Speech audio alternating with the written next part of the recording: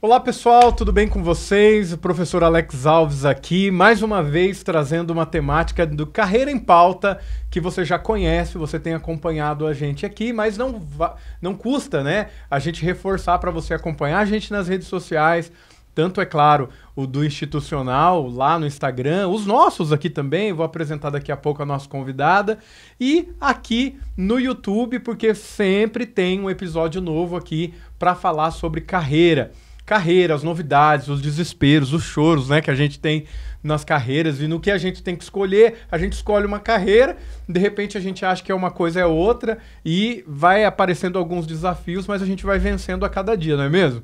Tenho certeza você que está estudando aí, principalmente na área da saúde, na área da psicologia, todas essas áreas que cuidam das pessoas, você vai encontrar muitos desafios no dia a dia. E é por isso que eu convido aqui para falar com a gente a professora, que é coordenadora também, professora Michele. Tudo bem, professora? Tudo bem, professor Alex. Obrigada pelo convite. Que isso, é uma honra falar contigo. A professora Michele, ela está aqui com a gente há bastante tempo já. A professora Michele, ela é psicóloga, formada na área, e ela coordena o curso de psicologia, que é um dos nossos cursos referência aqui, inclusive no norte do Paraná, com as melhores notas, no ENAD e tudo mais. Ela é toda.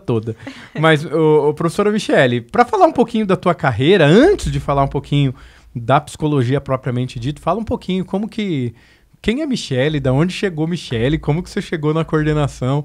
E daí, se você me permite, eu lembro quando eu era professor ainda, não vou me lembrar se era no ano 2015, 2017, 18, alguma coisa assim. Eu lembro de você, primeira vez que eu te vi, acho que você tinha machucado o teu pé, e daí você tava com uma mala de TCC de aluno, você era uma mala, e vinha a Michele com uma mala assim, cheia de TCC. Prazer falar contigo, Michele. Ai, é verdade. Prazer, professor Alex. Bom, quem é Michele, né? A Michele é uma pessoa, né? Eu vim de uma família muito humilde, mas sempre com um grande ensinamento sobre a educação, né? Aquela coisa que a gente vai absorver e nunca ninguém vai tirar. Então, a educação sempre foi algo que a gente teve muita sede, né? Tanto eu quanto meus dois irmãos. Então, fazer uma faculdade, né? Independente de ter iniciado ou não em escola pública, a gente sabe, né? Todas as dificuldades que são para a gente sair de uma escola pública, ingressar em uma universidade pública, ou ao menos conseguir uma bolsa 100% em uma universidade privada, quanto é difícil, né? Mas a gente, né, foi formado mais ou menos nessa base. Então, eu tenho para mim que o estudo é algo muito rico, né? Muito importante, sempre tive isso. Trabalhei também em outras áreas, né, da psicologia, então consegui, né, me formar em psicologia. Trabalhei 4 anos em um abrigo institucional, né, com crianças e adolescentes em medida protetiva. Depois trabalhei 1 ano como consultoria de RH. E depois 6 anos no setor de psicopedagogia na PUC Paraná, né, aqui do lado. E aí eu comecei a iniciar toda essa minha carreira na área acadêmica. E na verdade, assim, por mais que eu tivesse a prática com o público, nada se comparava à docência, à questão de curso e a paixão pela psicologia especificamente. Foi quando eu entrei aqui, em paralelo, né, com outros trabalhos, na docência. Foi em 2018, na verdade. Aí, ó, sabia, né, que era mais ou menos ali, ó. Foi em 2018. E aí, depois disso, né, o curso, na verdade, aqui de psicologia, ele iniciou em 2017. Em 2016 saiu a portaria de autorização, em 2017 o curso. Né, em 2018, né, 19, eu fui docente, e aí, em final de 19, quando eu fui fazer a cirurgia do pé, inclusive, porque eu não estava bem, né? Aí sim eu fui convidada para a coordenação de curso, né, pela professora Valdecíria, que iniciou toda a proposta do curso, e a gente deu continuidade. Que legal. Né? Legal. Então foi mais ou menos nesse caminho, mas a educação em si, né, tanto a docência e agora a coordenação de curso, pensar o curso de psicologia, que é meu curso do coração, é demais, assim. Que legal. Mas você também tem a experiência na parte clínica também, sim, de ir lá e atender o paciente, certeza, tudo mais. Isso mesmo, professor. Então, assim, desde que eu me formei, na verdade, hoje eu ainda atendo uma pessoa, eu tenho um paciente né, especificamente. E aí, assim, sempre que eu dou alta, ou de repente esse paciente, né, por algum motivo não dá mais continuidade no processo, mas esse é difícil, porque já está há 2 anos comigo. Eu sempre daí abro novamente apenas esse atendimento, porque eu acho legal ter essa prática, saber, né? o que está acontecendo, né? Quais são as demandas que estão vindo ali na clínica, né? E não perder o manejo, porque isso a gente leva para a sala de aula, isso a gente leva para os professores também, né? Então isso é importante. Sabe uma coisa que eu acho interessante da tua, pra gente começar aqui, né? Da tua profissão? Que são experiências, né?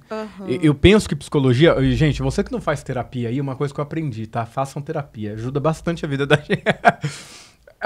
O psicólogo, ele tá sempre envolto de experiências, né? Porque um paciente é diferente do outro, tem uma especificidade diferente do outro. Quais as experiências que você acha que um psicólogo precisa viver na profissão dele? Quando a gente fala de experiência, pode entrar a experiência acadêmica, profissional. O que é importante para a formação de um psicólogo?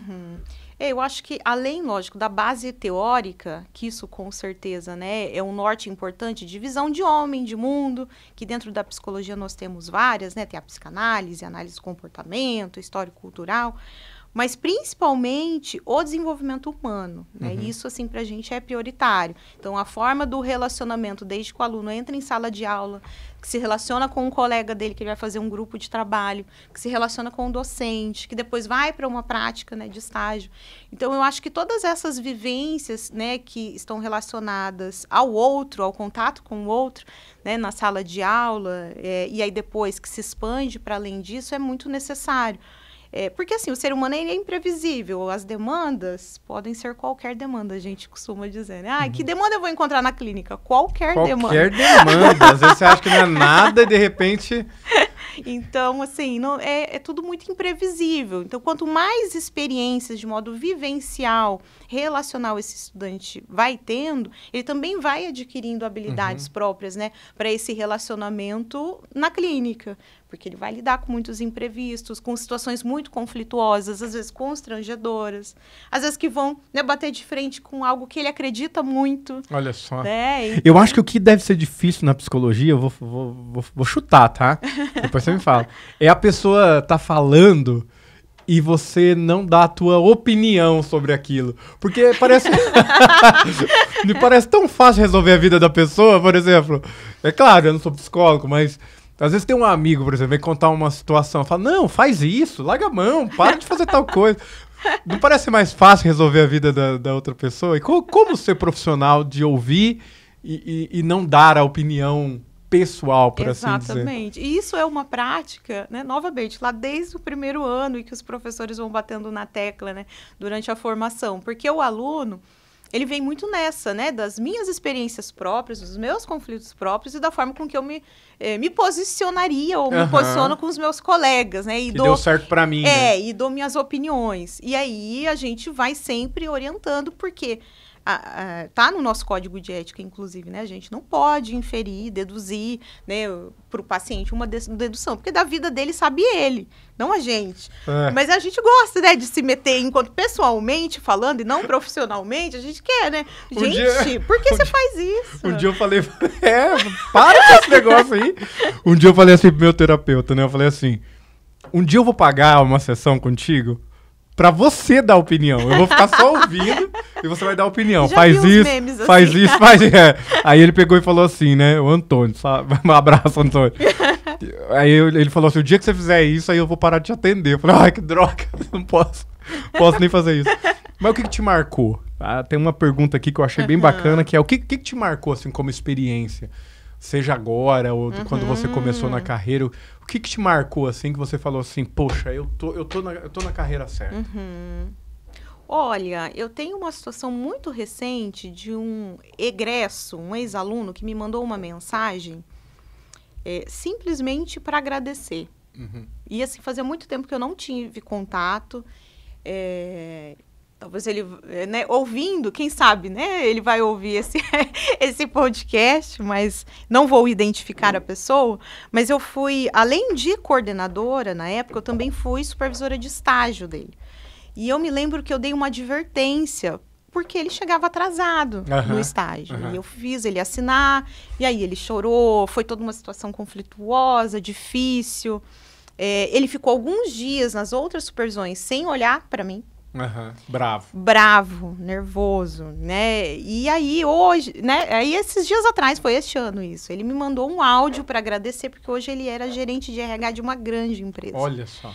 E do quanto que ele foi elogiado pela questão de pontualidade. Olha só, onde você corrigiu ele lá. E de preocupação com o outro, né? O outro que espera. Tá, tudo bem, você... para você não foi importante 10 minutos, mas tinha alguém lá te esperando, né? E você não sabe o que essa pessoa pode estar passando, o que está gerando, né? Então, assim, então, assim, não é só por a questão do bater o cartão em si, mas é a responsabilidade de quem te aguarda, de uma entrega que pode ser importante para impactar alguém. Então, e aí isso me marcou demais, assim, foi muito recente, daí a gente fala assim, o caminho é esse. Acho que essa experiência foi boa, né? eu também acho interessante quando aparece um aluno, assim, um dia eu entrei num shopping, tá tudo decorado lá, o shopping bonito, assim, né? Tal, e a gente conhecia lá a gerente do shopping e perguntamos, né? Falei, nossa, que legal, quem teve essa ideia, quem fez isso aí? Falou, fulano de tal. Falei, fulano de tal? Acho que foi aluno nosso, hein? Aí mandei uma mensagem lá, foi você que projetou tal coisa lá no shopping? Tal? Fui contratado, tal, professor, muito obrigado pelas aulas de comunicação, não sei o que lá que tem. Cara, o coração da gente fica quentinho, assim, pois né? Porque deu certo, né? E quando você fala assim, a gente fala de profissão, o caminho vai dando alguns aprendizados pra gente, né? Que aprendizado você trouxe, assim, da tua carreira, que você fala assim, isso aqui eu fiz uma vez, não deu certo e nem sei se pode, né? Porque que aprendizado que você trouxe como líder, né? De um curso tão grande. Qual aprendizado que você traz, assim, no dia a dia? Ai, gente, mas são tantos. Deixa eu pensar aqui. Em relação a... Eu acho que com alunos, né? A gente aprende demais com eles. Às vezes a gente vai para dar uma informação, repassar algo, ou até mesmo, né, ministrar uma aula. E às vezes a gente vai tão assim, né? Com um discurso pronto e preparado, e eles mesmos, né, nesses retornos, acabam nos ensinando muito mais. Então, eu acho que... por mais que o professor tenha esse lugar hierárquico, né, do saber ali, de grande mediador em sala de aula, é também reconhecer no aluno um grande potencial, né, que pode mobilizar a sala de aula, um curso, né, de escuta, de olha, me deu uma dica. No início eu falava assim, ai gente, mas o aluno, tanta coisa para fazer, mas assim, escuta o teu aluno, sabe? Até mesmo porque muda o público, né? Sim. Muda o público, você tá pegando agora alunos que são totalmente tecnológicos, sabem tudo de redes sociais, ficam o tempo todo. Diferente de um psicólogo lá formado em 2015, nos anos 2000, que ele só tinha a parte teórica. Hoje ele fica ali no Instagram encontrando um monte, inclusive, de coach, influencer, e às vezes acaba trazendo isso para a sala de aula. Algumas coisas dá para coletar que realmente mudou a sociedade. Né? Com certeza, né? E vou perguntar uma coisa para você, assim, ó. E esse foi principalmente na tua profissão, eu notei bastante isso. Na época da pandemia, acho que foi desesperador para diversas profissões. Diversas, né? Claro, para o comércio, para a indústria. Mas a psicologia também é uma profissão, obviamente. E como que foi essa questão de o uso da tecnologia para atender um paciente? Porque isso foi novo, né? Isso foi novo. E quais são as tendências que você vê na área da psicologia? O que tem mudado? Sim, com certeza. Porque assim, a psicologia ela tem uma origem muito tradicionalista, elitista, né? Daquela visão de consultório, né? De algo inacessível para a população, e muito preservado o presencial. Quando veio a pandemia, eu me lembro muito de várias reuniões do Conselho Federal de Psicologia, de orientações técnicas novas saindo que nunca tinha existido. Já tinha uma permissão para o atendimento online, mas ainda existia muito preconceito de... ainda prefira o presencial, ainda é melhor o presencial, né, para você poder se vincular, perceber algum comportamento, né, alguma indisposição, né, o pessoal, né, ele garante algumas coisas que o online a pessoa às vezes pode disfarçar, né, se assegurar que não tem ninguém vendo. Então tinha muitos questionamentos nesse sentido, né, porque tem um sigilo clínico. Na clínica você sabe que só está você e o paciente. Agora, quando ele está em casa, o que assegura esse sigilo? Que ninguém está ouvindo lá na porta, né? Esse sigilo. E do próprio profissional, né? Quem assegura o paciente de que o profissional esteja sozinho em um ambiente seguro também, e sigiloso. Então, foram feitas, assim, muitas discussões, mas, ao mesmo tempo, ainda pensando na questão da saúde. Então, hoje, a gente tem o EPSI. Então, o psicólogo ele tem que fazer um cadastro específico no conselho, né, de psicologia, solicitando atendimento online, explicando qual a plataforma que ele vai usar, como ele vai garantir o sigilo da parte dele e do paciente. E aí isso vai para um comitê de ética do conselho. Não é começar a fazer do nada? Não, não é. Tanto que os psicólogos que são hoje cadastrados no EPSI, né, eu tenho cadastro, inclusive, eles é consulta pública, né? Você pode ir lá acessar e ver se ele está partido para esse tipo de atendimento, porque é avaliado por um comitê. Ah, entendi. Não é assim, sou formado em psicologia, posso fazer o atendimento online? Não, tem que fazer. E essa foi uma mudança, né? E quais as tendências que você vê pro teu curso? O que você vê que está vindo de novo aí? Olha, muitas plataformas digitais para atendimentos, né? Muita gente está sublocando.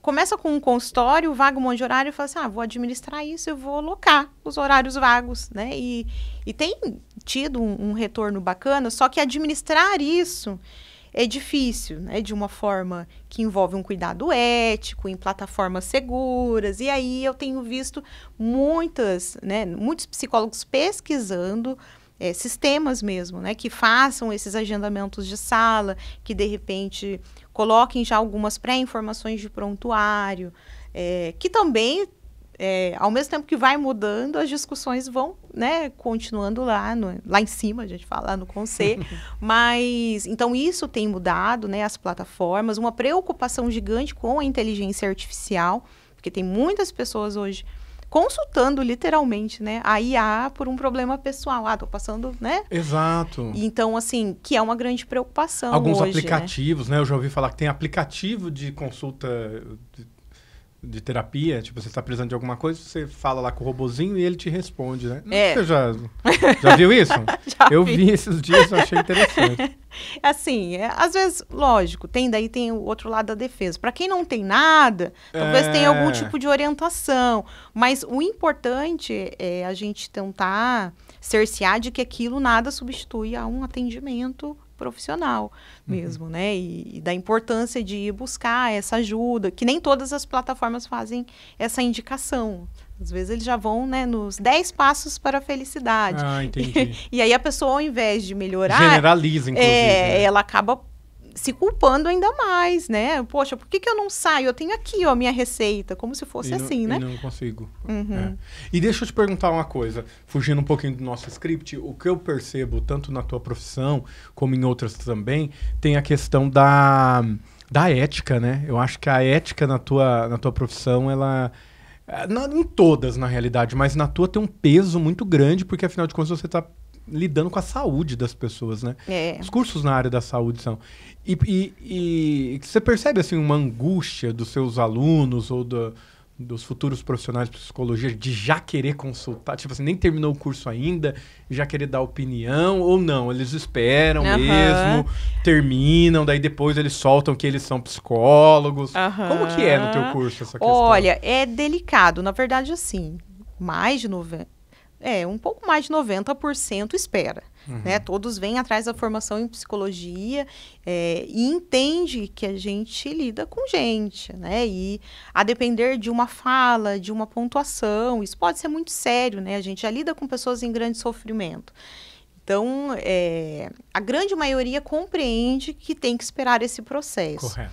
Mas hoje a gente percebe muitas profissões surgindo e aí não regulamentadas por um conselho específico, que dão a permissão de serem terapeutas. Então, assim, às vezes eu tenho alunos que vêm de outras terapias, né, outras propostas, mas que vêm atrás da psicologia justamente para ter uma regulamentação, né? E aí faz os atendimentos, né? Vamos pensar assim, mas eu estou atendendo enquanto terapeuta de uma outra linha e não da psicologia.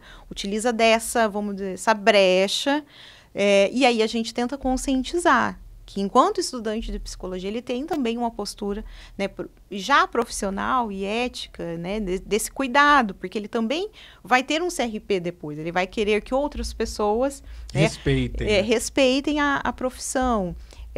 Assim como tem os ansiosos. A gente está com uma geração de que os alunos mal entram na psicologia e já querem montar uma página profissional, porque já quer like, já quer seguidor, já quer visibilidade, né? Tudo muito para ontem. Só que é bom deixar claro que é proibido, né? Exatamente. E é crime, inclusive, né? Exatamente. Inclusive, você que está nos acompanhando aí, caso você seja dessa área, tanto da psicologia, tem outras profissões também, caso você exerça a sua profissão, ou pelo menos tente, comece a fazer propaganda que você já é psicólogo e tudo mais, os próprios profissionais que identificarem isso, eles precisam denunciar no conselho, né? Exatamente, porque daí isso cabe, né, uma denúncia de exercício legal da profissão, porque a pessoa está se intitulando já, né, profissional da área, e aí, querendo ou não, quem está do outro lado da rede social não sabe se você é formado, não é? Onde você se formou, que curso você fez, e como eu disse, né, quem está do outro lado e busca essa ajuda está muito fragilizado, então tem que ter muito cuidado nesse sentido. Então, a gente orienta, né, que os estudantes não façam, né, essas páginas. O que hoje é permitido via conselho, e tem inclusive uma comissão de estudantes em que vários estudantes do UniCV participam, né, uma comissão de estudantes dentro do conselho, é justamente de fazer, você quer ter uma página sua? Ok. Você quer postar que você é estudante de psicologia?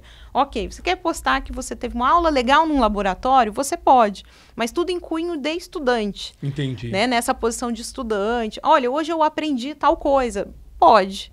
O que não pode é induzir quem está lendo de que você já atende, já é profissional. Isso não pode. Primeiro já começa assim, né? E às vezes é uma piadinha interna. Todo mundo começa a fazer psicologia, ou já é um psicólogo, a gente tá falando com um psicólogo, a gente acha que já está sendo analisado, né? E às vezes algumas pessoas se aproveitam disso. Acho assim, então já que tá achando que eu tô analisando mesmo, né? E não é bem assim que funciona. Não é. Não pode, né? Você tá rindo porque você sabe que é. Ou então que tem uma bola de cristal que vai adivinhar tudo. Que vai adivinhar. Não vou colocar a mão aqui, porque ela vai achar que eu, sei lá, não gosto do meu irmão. Enfim. Mas vamos lá. E o futuro dessa profissão? O que você vê, assim? Qual é o futuro do psicólogo, da profissão de psicologia? Porque agora, eu vou dizer, né? Te interrompendo, perdão. A gente tem uma questão da psicologia que eu não via antigamente, e hoje eu vejo bastante, nas empresas, por exemplo. Antigamente, se você buscava um psicólogo, era uma questão pessoal, uma questão de saúde mental, era uma coisa assim, né? E hoje me parece que as próprias empresas criam esses espaços com psicólogos para que o gerencial dele funcione muito bem no pessoal ali, né? Com a equipe. Questão de comportamento, né? Questão de desenvolvimento de pessoas mesmo, né? De avaliação. Porque antes, quando tinha psicólogo na empresa, ficava muito no recrutamento e seleção, né? Naquela fase de avaliação inicial. Hoje, para a manutenção do colaborador, entendendo também que tá tudo muito rotativo, né? É difícil de hoje, assim, se encontrar alguém que trabalha anos em uma empresa. É essa nova geração, né? Que tá chegando. Então, tem que fazer sentido. E aí, o que faz sentido? Quem que vai olhar para esse ser humano, né, e para a sociedade em geral, para poder trazer isso para as empresas? Porque são esses diferenciais que vão fazer as pessoas, muitas vezes, ficarem, terem interesse de se desenvolver, né, de permanecer. E a gente sabe, né, cada um no seu setor, a gerência pensando em 1000 coisas, né, o profissional da psicologia está bem requisitado, né, nas organizações para isso. Essa é a psicologia organizacional que você fala? E do trabalho. Porque daí a questão também das clínicas do trabalho, espaços de escuta dentro da instituição organizacional, que antes não se olhava tanto, né? Para além das funções básicas do RH, especificamente. Né? É que na realidade, Michele, eu vou falar assim, né? Se eu estiver errado, você me corrija. Mas é muito difícil, né? Sempre vai ter conflitos de geração. Sempre. Porque se você pensar, se você tem uma empresa do século passado e você tem agora as pessoas deste século com pensamento diferente, primeiro, que as empresas elas só se mantiveram porque elas tiveram em algum momento que tomar uma decisão e ser estruturada daquela maneira. E por isso que ela tem lá a cultura dela, forte e tudo mais, e chegou até aqui. Aí chega alguém de fora agora, né? Que não tem essa visão, por exemplo, que você está falando, de fazer carreira numa empresa, que a vida é mais importante do que o trabalho, né? E tentar conciliar esses dois é um pouco mais complicado, né? Porque antigamente as pessoas eram assim, se você tem carteira assinada, você tem uma vida. Se você tem mais de 10 anos, você é um profissional que serve para namorar meu filho, minha filha e por aí vai, né? E hoje não é só isso que voga. Então você tem, às vezes, uma empresa do século passado com adolescentes, jovens adultos entrando numa empresa que está com o pensamento passado, mas ele é o pensamento do agora. Pois né? é. Como lidar com esses Eu acho que é conflitos de geração? justamente essa visão neutra do profissional, né, da psicologia, que ele aprende não só no ambiente da clínica, né, a se abster daquilo que são os valores próprios, né, entender quais são os valores da empresa, a história da empresa, e quais são os valores agora dessa pessoa que está chegando, e mediar isso, que é né, ficar equilibrando aí esses pratos a todo momento e resolver esses conflitos, né, da melhor forma possível, para não desconstruir o que é a história da empresa, o que é importante para ela, mas também sem desmerecer, porque ela vai continuar precisando de pessoas para ela se manter. E, então, a gente também vai ter que lidar com essas pessoas. Exato. Né? Às vezes para uma empresa, por exemplo, a festinha não é uma coisa cultural, uma coisa importante, mas às vezes o público que ela tem agora a festinha é importante, de parar, fazer aquele negócio. Enfim, a gente vai aprendendo em conjunto, ainda bem que tem vocês aí, né? Qual habilidade e competência você acha que tem que ter o novo profissional da tua área da psicologia? Olha, eu acho que além da questão, né, do conhecimento técnico, científico, tem também as questões de escrita de relatório, uma boa comunicação, a questão também do sigilo, né? Então, assim, ponderar muito, né, o que vai ser dito e o que não deve ser dito, né? Em determinados momentos, essa questão, acho que eu falei, né, do relacionamento, a comunicação, acho que esses são os principais, né? E, lógico, conhecimento técnico-científico, né? Escrita de relatório. Acho que isso é básico, assim. Postura...